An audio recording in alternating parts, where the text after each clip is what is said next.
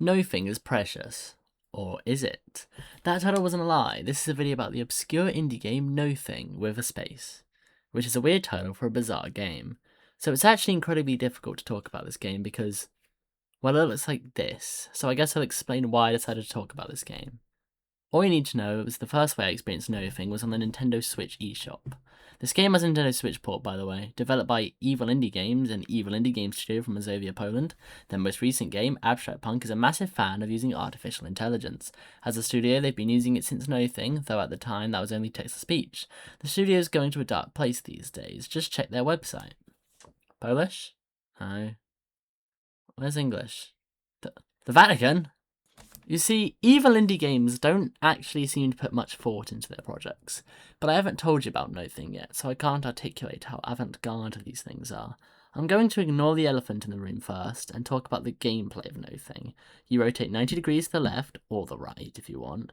Your character, the office worker, will move forward perpetually, only entering the level when you turn enough times to make this percentage go to 100%.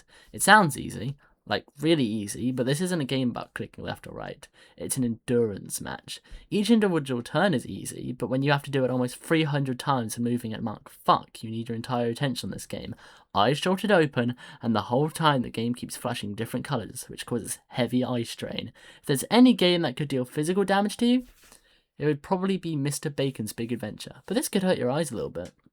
In order to give the gameplay depth, there is some depth to the levels. Sometimes, instead of running forward in a straight line, you run up slopes and off of ledges, giving you airtime, which is radical and awesome, which makes you feel like a true cool boarder. It's the highlight of the gameplay and one of the only fun things about this glorified cool math game. Unless you play Nothing, you can't actually understand how tense it is to play it, with how deliberately confusing it can be with its routes. And even if you're doing well, don't make the mistake I did and press the spacebar near the end of a run. It resets the level, by the way. And now for the elephant in the room. What the fuck am I looking at? The best way I could describe the art style of Nothing is undefined, post-Soviet, postmodernism, but made by someone who doesn't actually want to give their art any meaning. As you play the game, the text-to-speech narrator will tell you random phrases that don't amount to anything. The game doesn't really have a story apart from whatever letter you have to deliver to the Ice Queen. Now, the person who introduced me to this game didn't read the game's description on the Nintendo eShop and imagined there was some deep story about post-Soviet economies in here. Then he read the game's description, and all that hope for an actually deep story disappeared. Now, it's reasonable to say that Evil Indie Games is, I'm pretty sure, only one person, and they couldn't possibly make a visually distinct game with a deep story on a low budget. That never tells you explicitly what to think and is coated in levels of bizarre aesthetic design. Well, except that you can. These types of games are Eastern European indie developers' bread and butter, so Nothing isn't deep or introspective, it's just quirky for the sake of the vaporwave trend in 2016. Now, I haven't actually finished this game. For all I know, there's a cutscene at the end of the game that explains your journey or gives you the key to piece together the puzzle by yourself.